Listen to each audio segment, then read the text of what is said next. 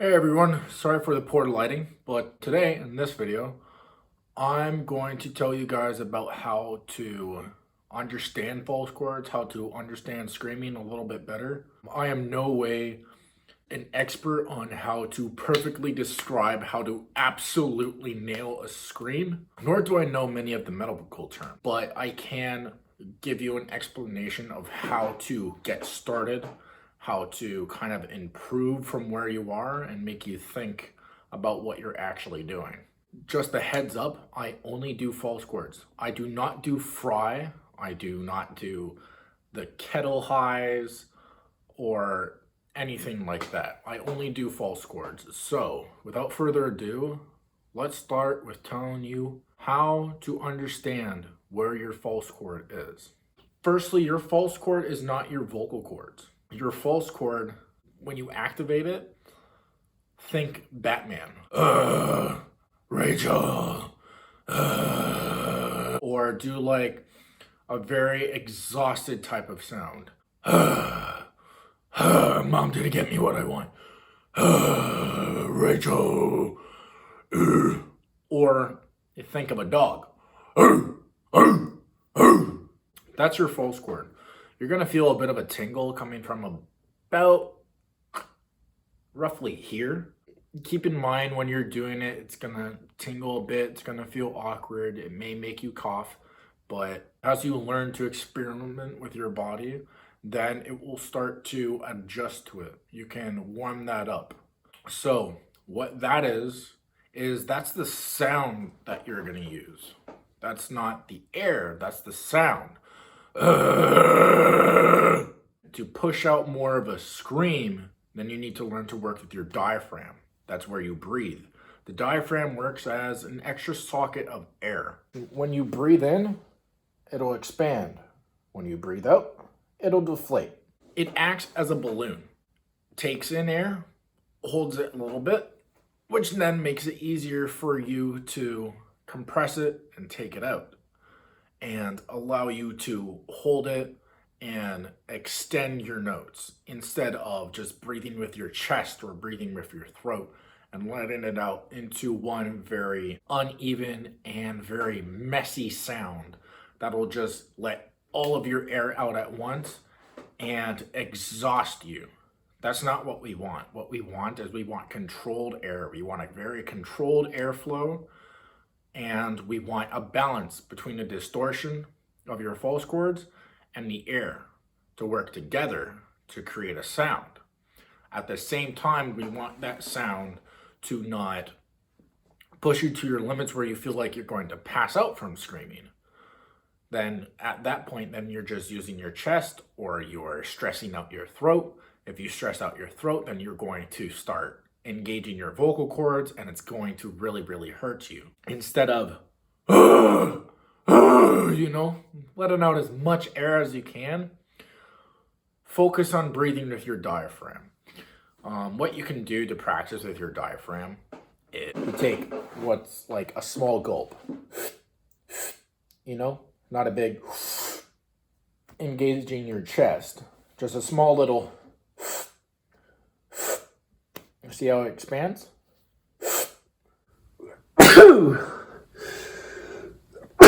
Instead of using your chest and watching your shoulders go up, just take a small little gulp of air. And then you let it out slowly.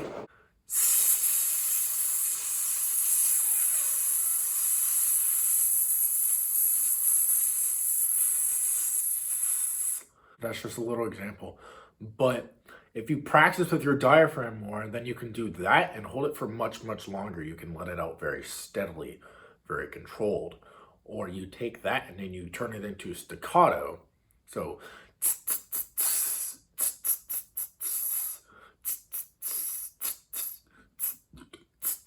think about that. But also at the same time, when you're actually performing and you're doing the act, you don't want to overthink it.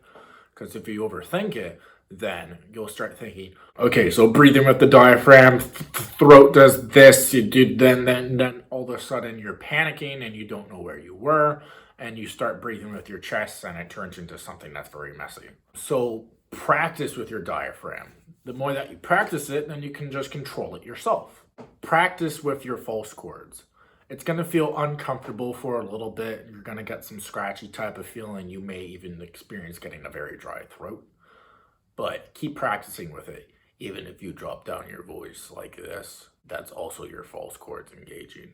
And it's also very, very healthy for your voice to do, because it's more so just giving it a slight rest instead of having to be forward all the time. So you can drop your voice down. Say you're wanting to preserve your voice before a show, you can do that, drop it down, and then you're not using all this air and wasted energy when you're talking. Then you can just preserve your voice. You don't have to use it. And that's pretty much how you get the sound. Now, when it comes to actually performing the act, you want to make sure that one big thing, you drink water. There is no miracle juice, people. You don't drink like orange juice or tea with honey in it. You don't need to get some fucking like coffee or some Grand Macchiato at Starbucks that has like 2 pumps chai, blah, blah, blah, blah, blah, blah. No. All that you need is water. Room temperature or slightly warmer water. Try to avoid cold, because I've heard that it does some things. I don't know what exactly, but it does something and it's not that good. Oh, yeah. So drink water, because when you're screaming, especially if you're new, you're going to get very, very dry. Your voice is going to get dry, and then it'll start getting raspier on your throat.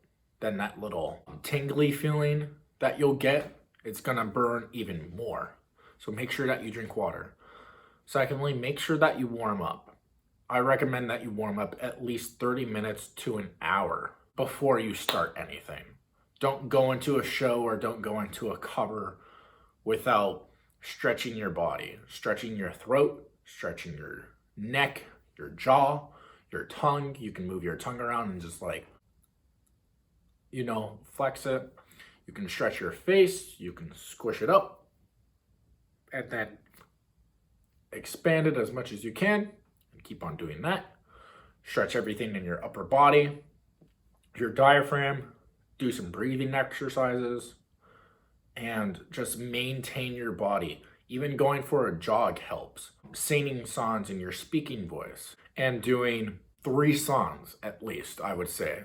Do about 3 songs. Start with doing your regular speaking voice like I am now, and just kind of sing along to it, na na na na na na na na, and then move a semitone up, and then another semitone up from that, just so then you can start opening up your range and you can start working on that so your voice is slightly adjusted to it. You can even go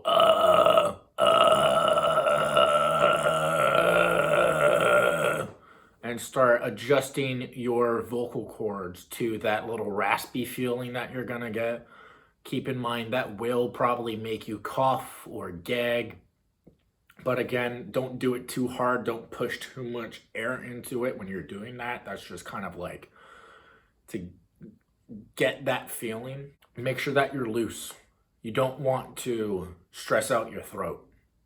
You stress out your throat, you're gonna stress out your voice, and it's gonna fuck you up. Also, for those that are just beginning with doing vocals, I recommend that you start at one tone. Start at a mid. That way then, because when you start at a mid, then that's your base right there.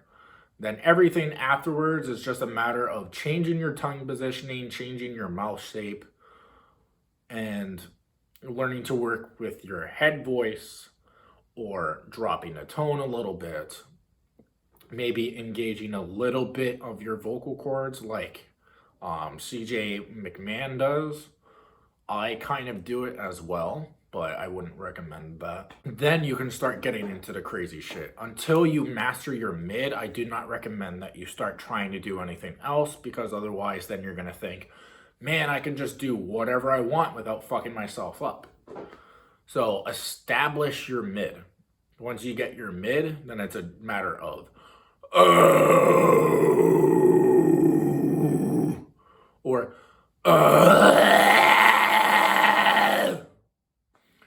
and the rest will come naturally. Anyways, thanks for watching this. Hope that you guys enjoyed. Hope that you learned a little something. If you want to learn more, I recommend that you check out Melissa Cross. Another good person to check out is Kardavox Academy. There are many other lessons that are online. You can find a bunch of different vocal exercises. You can find different general body exercises or singing techniques that you can learn. Thank you so much for joining me. I will see you guys in the next video. Peace.